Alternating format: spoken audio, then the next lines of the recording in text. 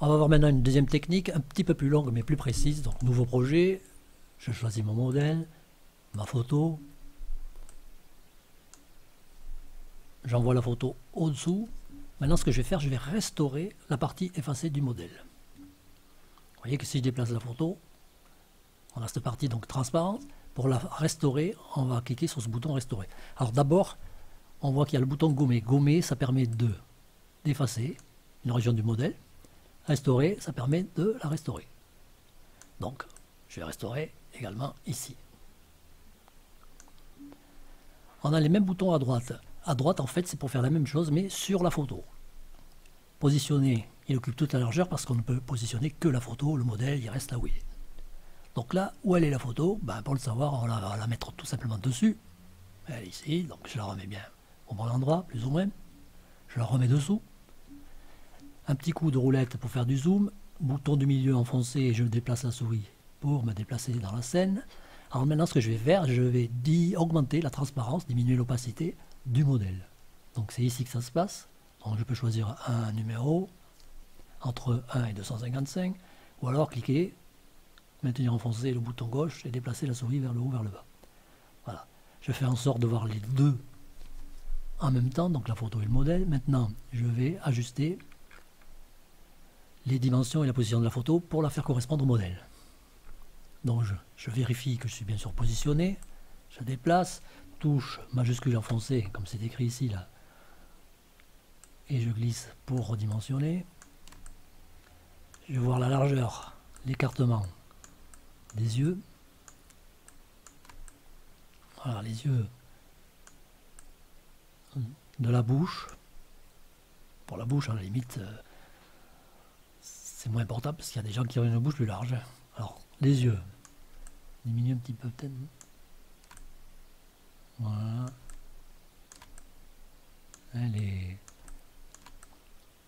Les pupilles. Hop, hop. Ok. Donc maintenant, je mets les yeux. Alors, si je place les yeux, alors ce que je vais faire, déjà pour commencer, je vais pivoter un petit peu la photo.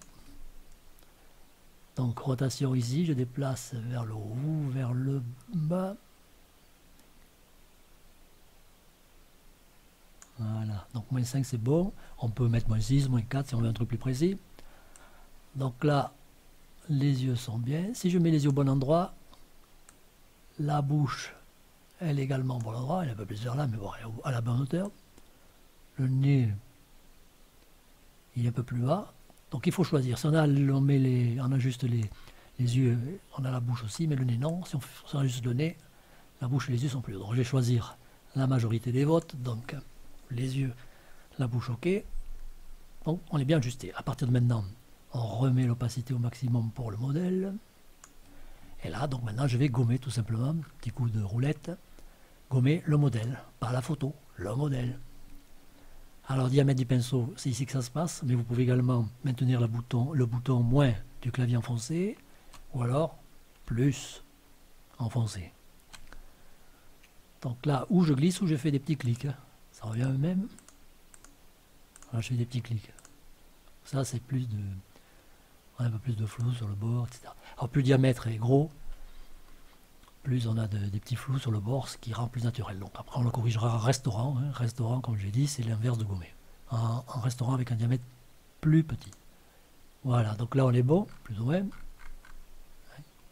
On a bien fait apparaître le visage. Maintenant, il faut s'occuper de la teinte, comme on l'a fait dans la première vidéo, teinte. Donc je ne vais pas expliquer comment on fait, il faut voir sur la première vidéo. J'avais mis lumière pour ce modèle-là, j'avais mis la lumière à moins 65, le rouge, le vert à moins 15, le bleu à plus 35, ça va plus vite comme ça. Hop, corriger, ok, ok. Alors maintenant, clic du milieu pour me déplacer, on a un petit peu de rouge ici. Donc ce que je vais faire, donc je vais diminuer le diamètre. Okay, je vais mettre sur restaurer, je restaure un peu le modèle, voilà, pour enlever ce halo rouge, clic du milieu pour me déplacer. Bon là il n'y a pas grand chose à restaurer, mais bon. Alors maintenant ce que je peux faire ici c'est cette mèche là qui est sur la photo, pas sur le modèle, vous voyez. Alors où je la laisse, puisque a priori c'est lié sur la photo aussi, ou alors je tente de l'enlever. Alors pour l'enlever, ce que je vais faire, je vais restaurer le modèle tout simplement qui est au-dessus. Voilà. Alors il faut voir quand même que sur le modèle il est un peu plus rouge là, ici, par rapport à la photo.